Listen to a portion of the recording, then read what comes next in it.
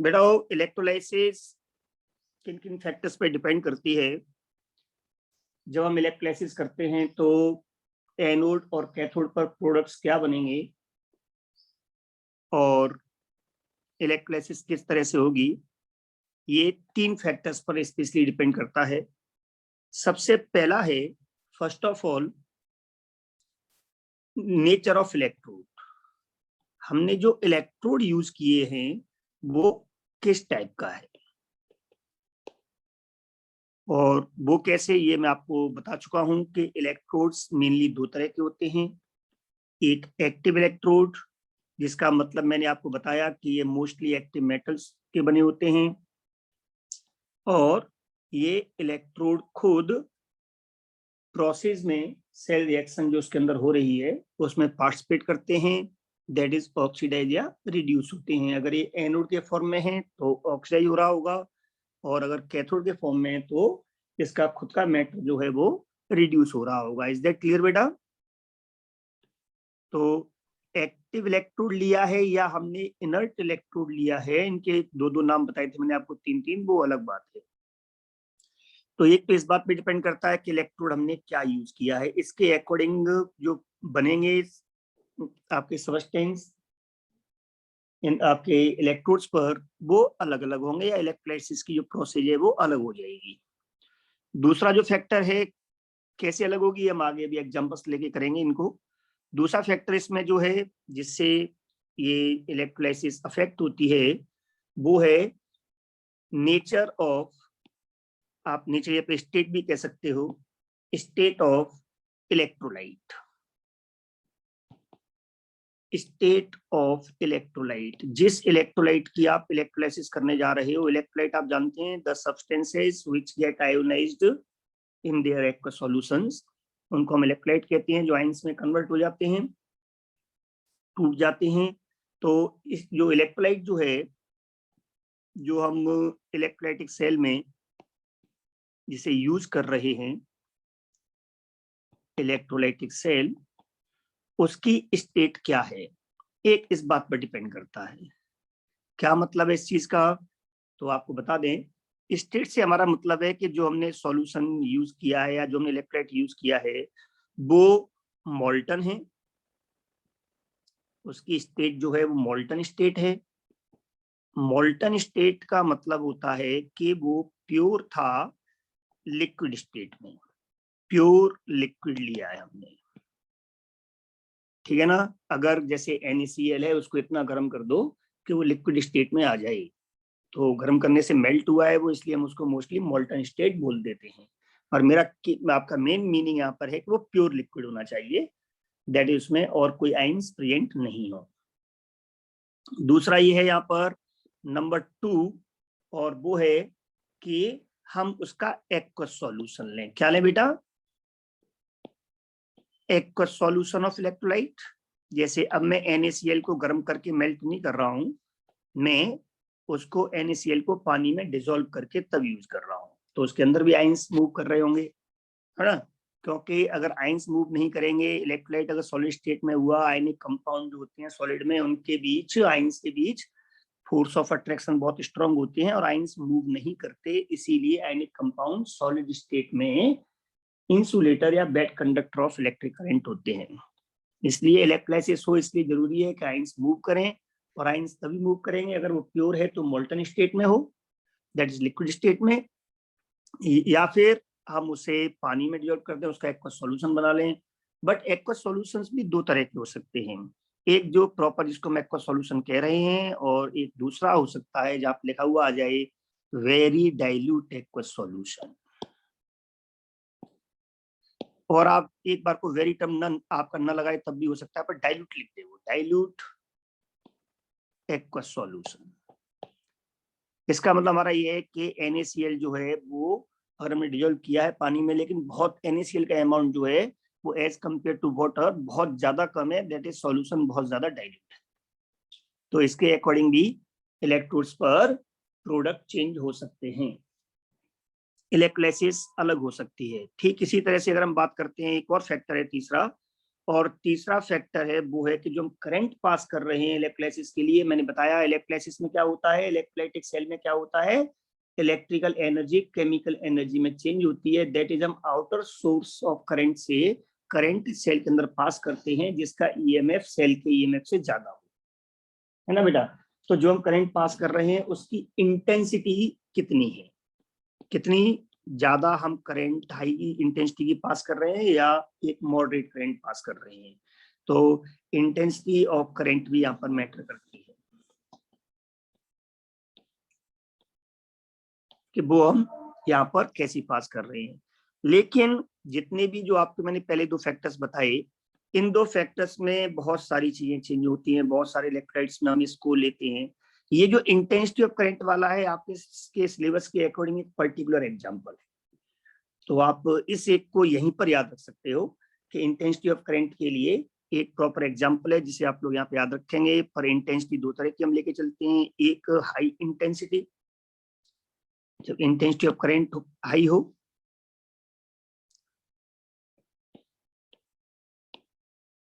उस समय HSO4 minus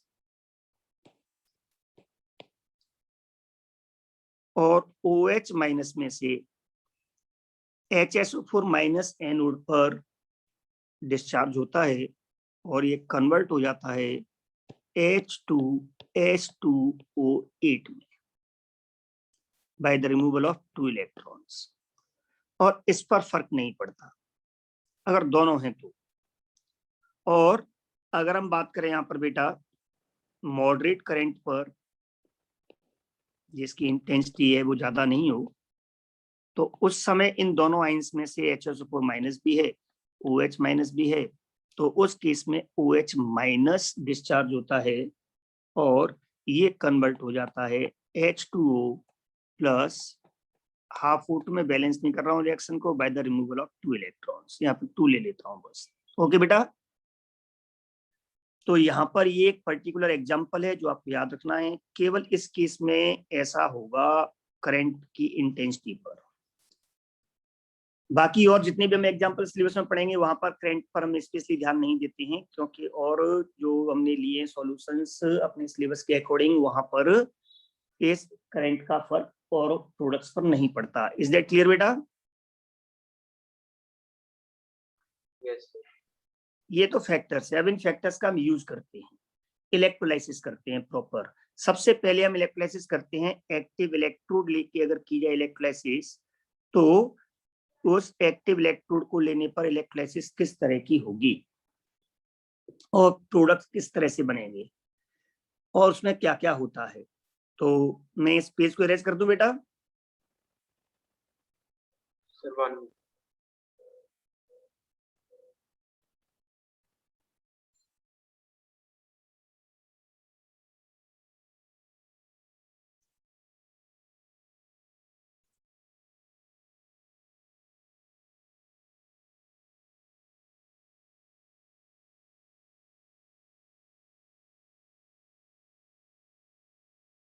हो गया बेटा?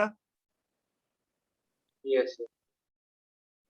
चलो आगे देखो, लिखो आप लोग नेक्स्ट।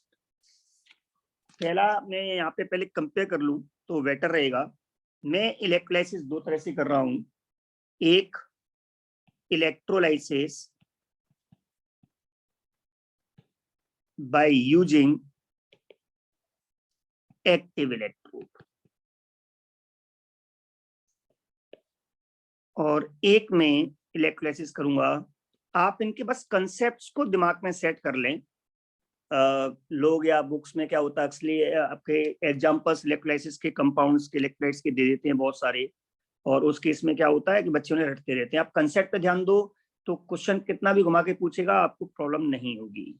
तो अगर मैं यहाँ पर बात करता हूँ इलेक्ट्रोलाइसिस की बाय यूजिंग एक्टिव इलेक्ट्रोड तो क्या होता है, और electrolysis by using inert electrode, अगर मैं इनर्ट इलेक्ट्रोड लेके यूज करता हूं तो इलेक्ट्रोलाइसिस में क्या चेंजेस होंगे या किस तरह से होगी। आप इस पर बेटा थोड़ा सा फोकस करना। मैं यहाँ पर बहुत मेन पॉइंट्स आपके यहाँ पर मेंशन कर रहा हूँ और बहुत ध्यान से समझना इसको।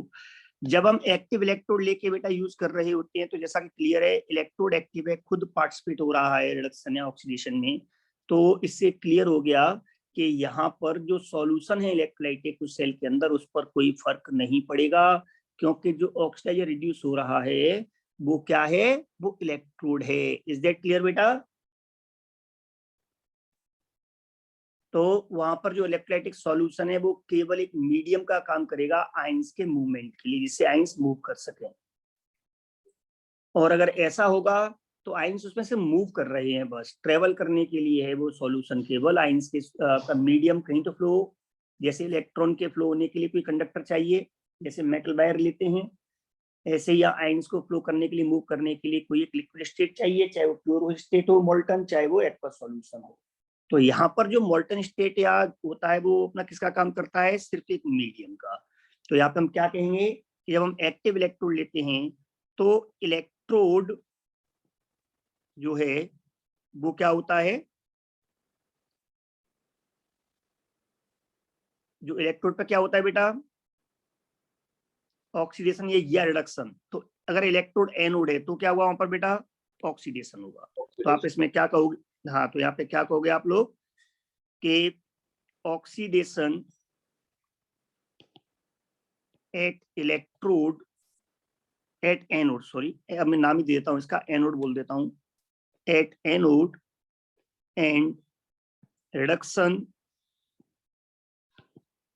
At cathode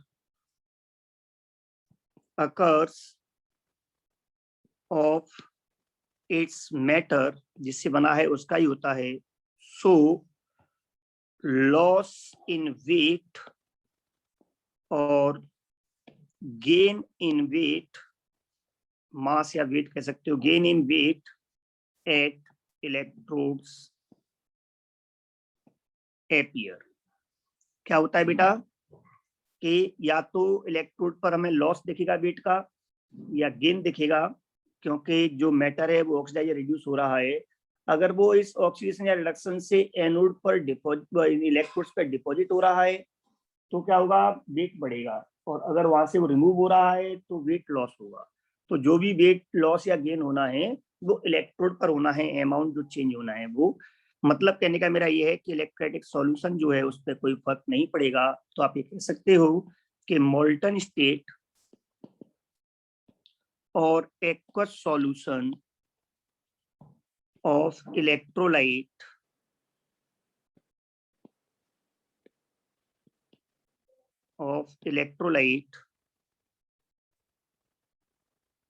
just a medium for flow of ions, that is concentration, pH, nature, etc. of electrolyte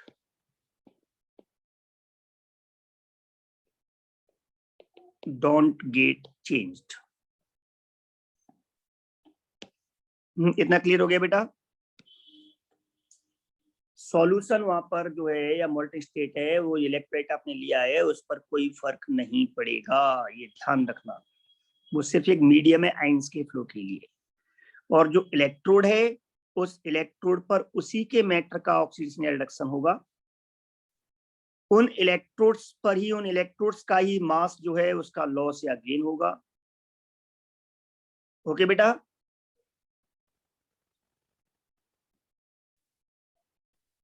is that clear? हाँ, मतलब आप आयंस को वहां पर टेंशन नहीं लोगे कि इलेक्ट्रोलाइट पे क्या फर्क पड़ेगा, इलेक्ट्रोलाइट पे कोई फर्क नहीं पड़ेगा।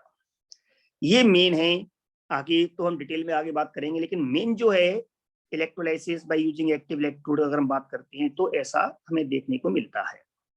अगर हम बात करें यहीं पर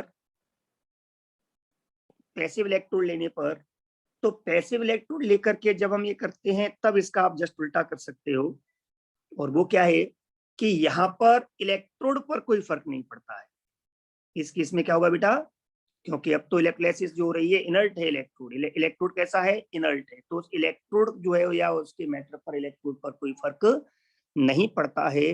वहां पर इलेक्ट्रोड है वो सिर्फ एक मीडियम है इलेक्ट्रॉन के फ्लो के लिए, जिससे कि इलेक्ट्रॉन्स को मैं सॉल्यूशन के अंदर पहुंचा सकूं या सॉल्यूशन में से मटेरियल से निकले हुए इलेक्ट्रॉन्स को कलेक्ट करके बाहर लेके आ सकूं।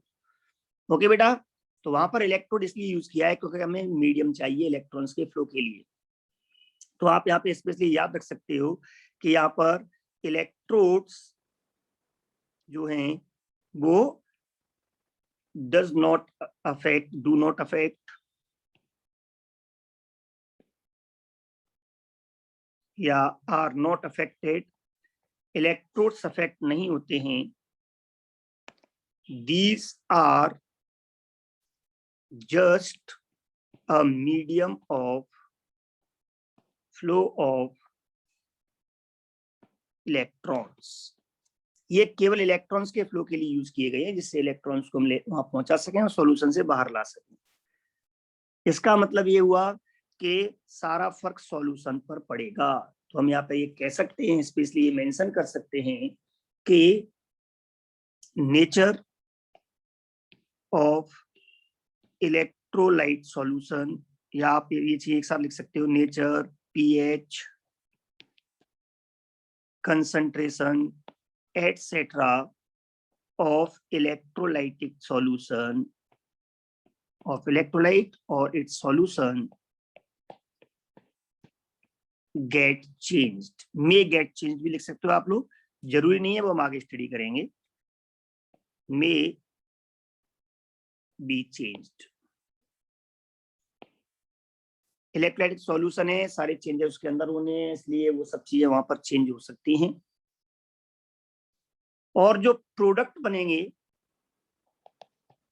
Products at anode and cathode, anode और कैथोड पे जो प्रोडक्ट्स बनेंगे इस इलेक्ट्रोलाइसिस से, यहाँ पर आप स्पेशली ध्यान रखना कि एक्टिव इलेक्ट्रोड लेने पर जो प्रोडक्ट है वो वही मैटर होता है जो हमने यूज किया है इलेक्ट्रोड का, इसलिए वहां तो फिक्स हो गया, मैटर एक ही है।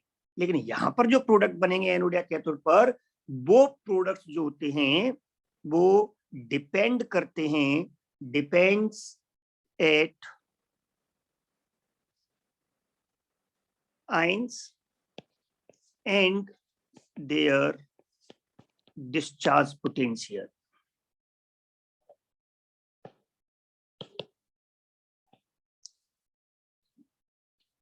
Present in solution.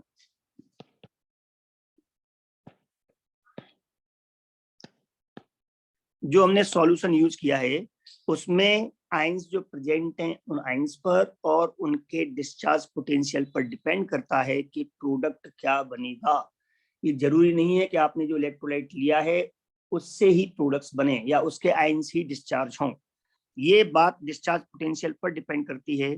Discharge potential क्या है इस बात को आगे हम मेंशन करते हैं, लेकिन अभी आप इस बात को स्पेशली दिमाग में सेट कर लो कि जब हम एक्टिव इलेक्ट्रोड लेते हैं तो इलेक्ट्रोड का जो मैटर है, जिस मेटेरियल का वो बना हुआ है, जो आयंस या जो ऑक्सीडाइज रिड्यूस्ड फॉर्म है, सिर्फ वही एनोड पर ऑक्सीडाइज होगी और वही फॉर्म कैथोड पर जाकर के रिड्यूस होगी। तो यहाँ पर जो प्रोडक्ट एनोड कैथोड के जो हैं रिमूव हो रहे हैं या डिपॉजिट हो रहे हैं वो फिक्स है, एक होता है। लेकिन जब हम इनर्ट इलेक्ट्रोड यूज करते हैं तो उसमें कितने आयंस प्रेजेंट हैं सॉल्यूशन में, नंबर 1, नंबर 2 उन आयंस का आपस में डिस्चार्ज पोटेंशियल है उसकी वैल्यू क्या है, इस बात पर डिपेंड करता है कि प्रोडक्ट क्या बनेगा। अब यहाँ पर जो मेन जो प्रॉब्लम है वो ये है कि ये डिस्चार्ज पोटेंशियल क्या होता है। मेन प्रॉब्लम ये है बेटा कि डिस्चार्ज पोटेंशियल क्या होता है। तो आपको यहाँ पर ये ध्यान रखना है कि डिस्चार्ज पोटेंशियल एक्चुअल में वो एनर्जी होती है जो किसी आयन को डिस्चार्ज करने के लिए जरूरी होती है, चाहिए होती है, रिक्वायर्ड एनर्जी। डिस्चार्ज का मतलब उसका चार्ज खत्म करना है हमें, एनायन होगा तो इलेक्ट्रॉन रिमूव करने हैं उससे, और अगर कैटायन है तो उसको इलेक्ट्रॉन्स देने हैं जिससे कि वो न्यूट्रल हो सके। तो किसी भी आयन को डिस्चार्ज करने के लिए जो एनर्जी खर्च होती है उसको हम बोलते हैं डिस्चार्ज पोटेंशियल। ओके बेटा, इतनी बात क्लियर हो गई? हाँ Yes, sir. तो यहाँ पर इस चीज को यहाँ पर मेंशन करते हैं कि डिस्चार्ज पोटेंशियल जो होता है उसका ऑर्डर आपको बता रहा हूँ कुछ आयंस के लिए। तो आप यहाँ पे मेंशन करें, यहाँ पे लिखें आप लोग order of discharge potential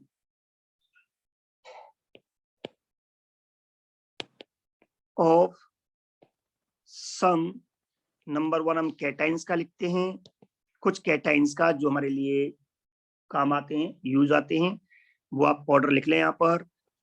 discharge potential में जैसे पोटेशियम, कैल्शियम, सोडियम, ये डिस्चार्ज पोटेंशियल का ऑर्डर है। मैग्नीशियम, एल्यूमिनियम, आप मेरे साथ नोट करके चलते रहें। जिंक आयन Zn2+,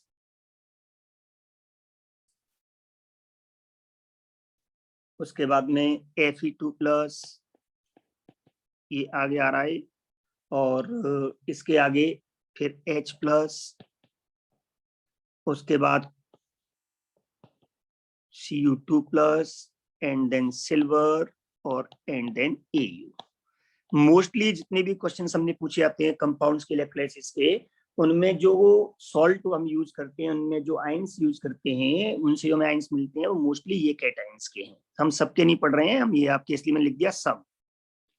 ये हमें बेटा याद करना होता है। ये ऐसे ही अगर मैं यहाँ पे ऑर्डर लिखूं फॉर सम एनाइंस, मैं एनाइंस को एनाइंस से कंपेयर करूंगा, कैटाइंस को कैटाइंस से, क्योंकि सारे कैटाइंस कैथोड पर मूव होंगे और सारे एनाइंस एनोड पर, इसलिए हम उनको आपस में ही कंपेयर करेंगे, कैटाइन को एनाइन से नहीं करेंगे। तो यहाँ पर एनाइंस के लिए जो ऑर्डर है वो भी आप यहाँ पे जरूर लिख लें एक बार। सबसे अधिक होता है डिस्चार्ज पोटेंशियल सल्फेट का, उससे कम नाइट्रेट आयन, उससे कम OH- आयन, उससे कम कोई भी कार्बोक्सिलिक एसिड का H निकलने के बाद में जो बनता है कार्बोक्सिलेट आयन बोलते हैं उसको हम RCO नेगेटिव, उसके बाद क्लोराइड, एंड देन ब्रोमाइड, और सबसे लास्ट में iodide.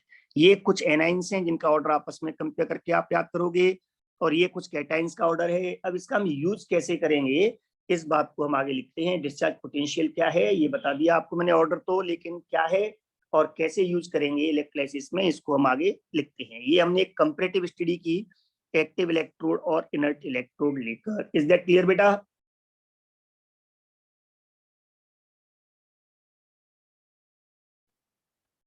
Is that clear?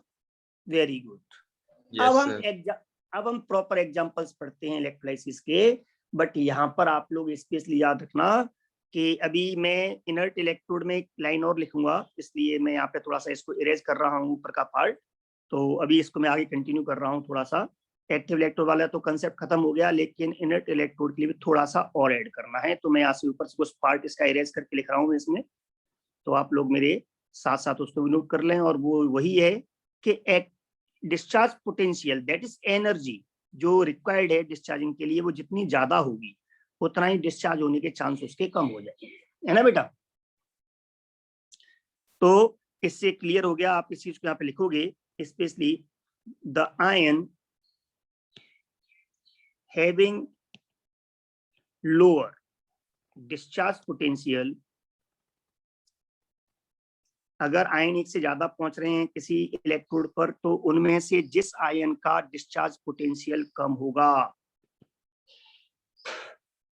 Gets discharge first, वो पहले डिस्चार्ज होता है। ओके बेटा?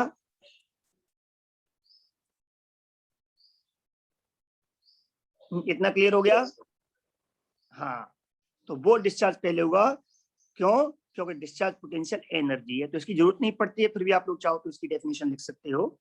डिस्चार्ज पोटेंशियल जो होता है वो energy required in discharging of ion.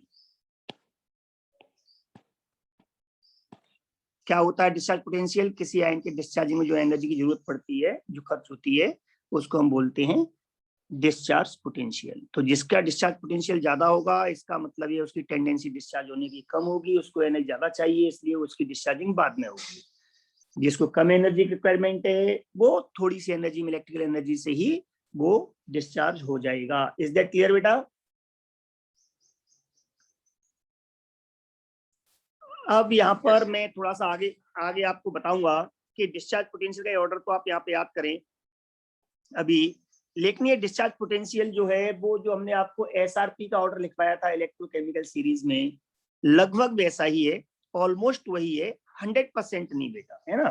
थोड़ा कई बार ये लोग गलतियां कर जाते हैं, वो उसी सीरीज को ही एज अ इलेक्ट्रोड पोटेंशियल को ही एज अ डिस्चार्ज पोटेंशियल वो यूज कर लेते हैं, लेकिन ऐसा नहीं है। क्यों नहीं है ये हम आगे अभी टॉपिक इसके एग्जाम्पल इलेक्ट्रोलाइसिस के करने के बाद में पढ़ेंगे, लेकिन अभी आप लोग ये ऑर्डर याद रखें। जैसे मैं आपको आगे एग्जाम्पल्स बताऊंगा, जिसमें एक बेस्ट एग्जाम्पल है आपकी एनसीईआरटी मेंशन भी है, वो OH- और Cl- के डिस्चार्ज पोटेंशियल को एग्जाम्पल देके बताया भी है। इस बात को हम आगे डिस्कस करेंगे, लेकिन आप ये ध्यान रख लें कि एसआरपी का जो ऑर्डर मैंने आपको लिखवाया था उसमें, और यहाँ जो हम पढ़ रहे हैं डिस्चार्ज पोटेंशियल का और इलेक्ट्रोड पोटेंशियल का, इन दोनों का ऑर्डर 100% सेम नहीं होता है। इज दैट क्लियर बेटा? Yes, sir. हाँ, तो कुछ लोग ये गलतियां कर जाते हैं कि वो उसी इलेक्ट्रोकेमिकल सीरीज को ही वापस से यूज कर लेते हैं, बच्चे भी याद कर लेते हैं, और 99% क्वेश्चन सही भी हो जाते हैं, लेकिन कंसेप्चुअल क्वेश्चंस में वो 100% हमें अपना करेक्शन लेके चलना है, कोई गलती नहीं करनी है। तो आगे अब मैं कुछ एग्जाम्पल्स ले रहा हूँ, और इस वीडियो में सारे एग्जाम्पल नहीं भी हो पाए तो आप लोग कोई दिक्कत नहीं, आप नेक्स्ट वीडियो में इस चीज को फिर देखोगे, सेम लिंक पर क्लिक कर लेना। ओके बेटा? तो अभी मैं आगे अब एग्जांपल्स ले रहा हूँ, आप लोग खुद बताओगे कि मैं क्वेश्चन जब पूछूंगा तो इलेक्ट्रोलाइसिस से क्या होगा, आपको क्या क्या देखना है, क्या क्या ऑब्जर्व करना है। अब मैं एग्जांपल लेके चल रहा हूँ, उनमें ध्यान देना। सबसे पहले आपको ये ऑब्जर्व करना है कि इलेक्ट्रोड क्या लिया है, एक्टिव है या पैसिव है, मतलब इनर्ट है। फिर आपको ये ऑब्जर्व करना है कि अगर एक्टिव है तो क्या होगा, और अगर इनर्ट इलेक्ट्रोड है तो उस केस में डिस्चार्ज पोटेंशियल का ऑर्डर क्या है, और उसके अकॉर्डिंग डिस्चार्ज पहले कौन होगा।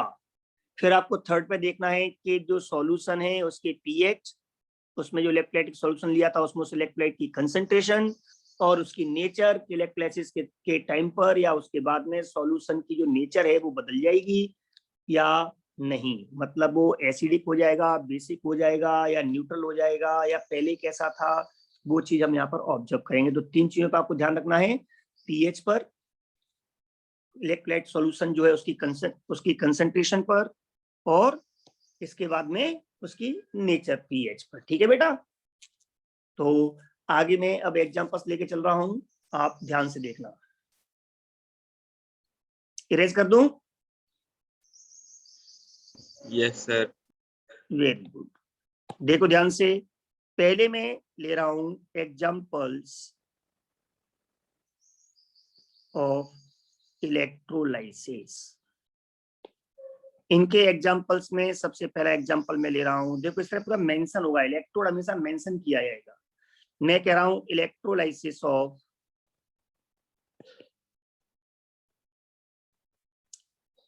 Copper sulphate aqueous. ये सॉल्यूशन इलेक्ट्रोलाइटिक कॉपर सल्फेट का by using copper electrode. Copper electrode use करके मैं इलेक्ट्रोलाइसिस कर रहा हूं। तो ध्यान देना बेटा, सबसे पहले आपको ये पहचानना है कि जो इलेक्ट्रोड हमने यूज किया है वो कॉपर सल्फेट, जो इसका सॉल्यूशन है उसी के आयनों का बना हुआ है, उसी मैटर का बना हुआ है, सिर्फ उसकी रिड्यूस्ड और ऑक्सीडाइज्ड स्टेट का अंतर है ना बेटा। तो इसका मतलब ये हुआ कि ये यहाँ पर एक्टिव इलेक्ट्रोड हुआ। क्या हुआ बेटा? Active electrode. और मैंने आपको कंसेप्ट लिखवा दी जो आपको याद रखनी है। अगर एक्टिव इलेक्ट्रोड है तो इसका मतलब इलेक्ट्रोलाइटिक सॉल्यूशन पर कोई फर्क नहीं पड़ना है। इसका मतलब अब इस इलेक्ट्रोड पर ही डिस्चार्ज होगा, इस इलेक्ट्रोड पर ही आपका ऑक्सीडेशन रिडक्शन होगा। तो अब क्या होगा, आप इसको मैं एक डायग्राम से पहले समझा दूं बेटा। हो जैसे मैंने यहाँ पे लिया कॉपर सल्फेट का सॉल्यूशन, इसके अंदर इट इज, तो इसमें क्या होंगे, कॉपर आयन होंगे एक्वस और सल्फेट आयन्स होंगे। It is a solution of copper sulphate. जब मैं इसमें कॉपर को एज इलेक्ट्रोड यूज कर रहा हूं तो आप ध्यान देना मेरे बेटा हो, उस समय एक्टिव इलेक्ट्रोड तभी कहा जाएगा जब एक चीज कंफर्म हो, कॉपर एज एनोड यूज किया जाए। क्यों? क्योंकि जो इलेक्ट्रोड आपने लिया हुआ है उसमें जो कॉपर है वो कॉपर और जो सॉल्यूशन में Cu2+ है, इन दोनों की स्टेट में अंतर है। और वो क्या है कि इलेक्ट्रोड जो आपने लिया हुआ है वो रिड्यूस्ड फॉर्म में है, और जो सॉल्यूशन में कॉपर है वो ऑक्सीडाइज्ड फॉर्म में है। तो इस कंडीशन में इलेक्ट्रोड तभी पार्टिसिपेट कर सकता है जब वो ऑक्सीडाइज होकर के सॉल्यूशन में आ सके। इसका मतलब ये हुआ कि यहाँ पर जो कैथोड जो हम ले रहे हैं, ये कैथोड किसी भी सब्सटेंस का हो सकता है, एनी सब्सटेंस, कोई भी मेटल हो सकती है यहाँ पर। तो कैथोड हम यहाँ पे कोई भी यूज कर सकते हैं, लेकिन एनोड क्या यूज करना है बेटा, आपको कॉपर का ही यूज करना है। ओके बेटा। अब इलेक्ट्रोलाइसिस में क्या होगा, आप इसको ध्यान से समझें। एनोड पर क्या होता है बेटा, जैसे मैं इसको सेल से जोड़ दूंगा, प्लस माइनस ये सेल से मैंने जोड़ दिया इसको, जैसे इलेक्ट्रोलाइसिस स्टार्ट होगी तो इलेक्ट्रोलाइसिस स्टार्ट होने पर कॉपर एनोड पर जो है वो ऑक्सीडाइज होगा और Cu2+ के फॉर्म में सॉल्यूशन के अंदर आएगा, क्योंकि ऑक्सीडेशन एट एनोड। और ये कॉपर इस मीडियम, इस सॉल्यूशन क्या है, just a medium for flow of ions, मैंने बताया। और ये इस सॉल्यूशन में फ्लो होते हुए कैटाइन कैथोड पर पहुंचेगा और वहां जाकर के जो इलेक्ट्रॉन दो इसने लॉस्ट किए थे उन इलेक्ट्रॉन्स को गेन कर लेगा। और वो इलेक्ट्रॉन यहाँ तक कैसे पहुंचे हैं, इस आउटर सोर्स के थ्रू, इन कंडक्टिंग वायर्स के थ्रू। ओके बेटा, आ रही बात समझ में? तो यहां से जो दो इलेक्ट्रॉन रिमूव हुए थे कॉपर से, वे इलेक्ट्रॉन यहाँ पर ये ले लेगा और कॉपर के तौर पर डिपॉजिट हो जाएगा, रिडक्शन हो जाएगा। तो यहाँ पे क्या हुआ, एनोड पर लगातार लॉस होगा, क्योंकि कॉपर है वो आपका Cu2+ में ऑक्साइड होकर सॉल्यूशन के अंदर जा रहा है और वो कॉपर यहाँ इस कैथोड पे आकर के डिपॉजिट हो रहा है, इसलिए लगातार यहाँ पर वेट में गेन होगा। इज दैट क्लियर बेटा?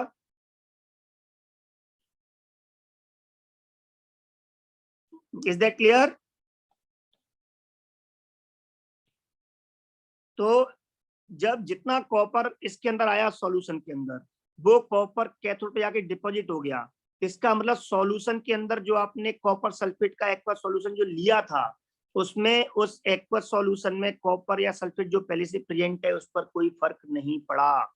इसका मतलब यहाँ पे ये हुआ कि कंसंट्रेशन ऑफ कॉपर सल्फेट जो है वो क्या रही बेटा, क्या रही, सेम, उस पर कोई फर्क नहीं पड़ा। जब वो सेम है सॉल्यूशन, तो सॉल्यूशन की जो नेचर होगी वो क्या रहेगी, सेम। और उसका जो पीएच है सॉल्यूशन का वो भी क्या रहेगा, सेम, जितना पहले था जो भी रहा होगा, क्योंकि सॉल्यूशन में तो कोई फर्क पड़ा ही नहीं। कॉपर आयन सॉल्यूशन के अंदर जितने आए उतने कैथोड पे जाके डिपॉजिट हो गए।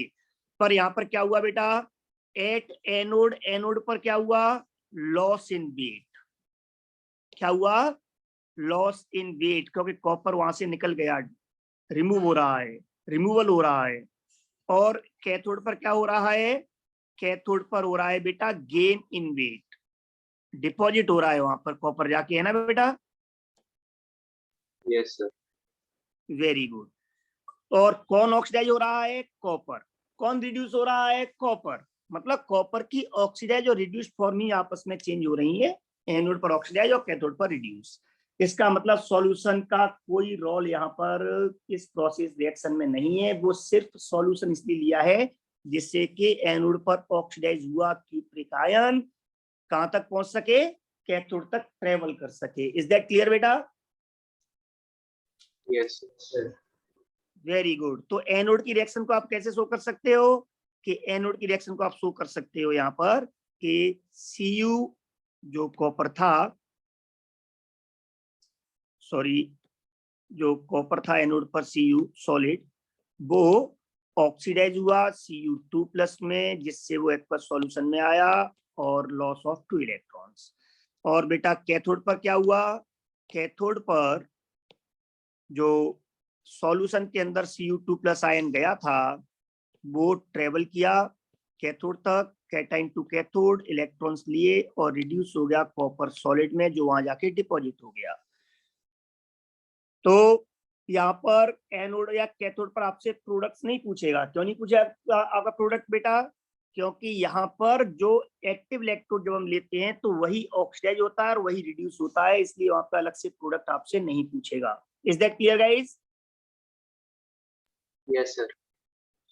इस एग्जाम्पल के बेसिस पर मैं यहाँ पर एक बात लिख सकता हूं कि एक्टिव इलेक्ट्रोड लेके जब हम करते हैं तो इसके कुछ एप्लीकेशन हम अपने लाइफ में अब देखते हैं। Applications of electrolysis. इलेक्ट्रोलाइसिस के हम कुछ एप्लीकेशंस अपनी लाइफ में देखते हैं by using active electrode. Active electrode अगर हम यूज करें तो कुछ ऐसी चीजें हैं जो हमने देखते हैं और या हम इंडस्ट्रीज में यूज करते हैं, और वो क्या क्या हैं, वो एप्लीकेशन हैं इसके। नंबर 1, पहला हम काम कर सकते हैं प्यूरिफिकेशन ऑफ मेटल्स और नॉन मेटल्स। हम मेटल या नॉन मेटल कोई भी एलिमेंट है हम उसको प्योर करने के लिए इस प्रोसेस का यूज कर सकते हैं। मान लो ये जो एनोड लिया है ये कॉपर प्योर नहीं था, इसमें कुछ गंदगी भी थी, तो इस प्रोसेस में सारा कॉपर एनोड से निकल के सिर्फ कॉपर ऑक्साइड रिड्यूस होगा, तो कॉपर यहाँ से निकल के कैथोड पे डिपॉजिट हो जाएगा और हमें प्योर कॉपर कैथोड पे मिल जाएगा, और एनोड पे सारी गंदगियां डिपॉजिट हो जाएगी, जिसको हम एनोड मड बोल देते हैं। कभी आपने सुना हो तो, एनोड का कीचड़, गंदगी। Yes sir. ओके बेटा, तो इसी तरह से मैं दूसरा इसका यूज कर सकता हूँ इलेक्ट्रोप्लेटिंग। इलेक्ट्रोप्लेटिंग का मतलब होता है कि मैं किसी एक मेटल पर दूसरी मेटल की लेयर चढ़ा देता हूँ, तो उसको बोलते हैं इलेक्ट्रोप्लेटिंग।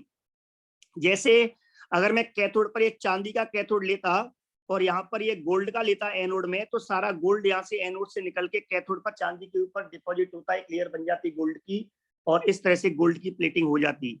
ऐसा मोस्टली ऑर्नामेंट्स में किया जाता है, चांदी के गहनों पर सोने की लेयर जो चढ़ाई जाती है वो इसी तरह चढ़ाई जाती है, इसको हम पॉलिश भी बोल देते हैं गोल्ड की। इज दैट क्लियर बेटा? Very good. तो सेम लिंक पे वापस आ जाना। अब मैं यहाँ पे एग्जांपल्स कुछ पैसिव इलेक्ट्रोड के लेके करूंगा, हम नेक्स्ट वीडियो में आगे डिस्कस करते हैं।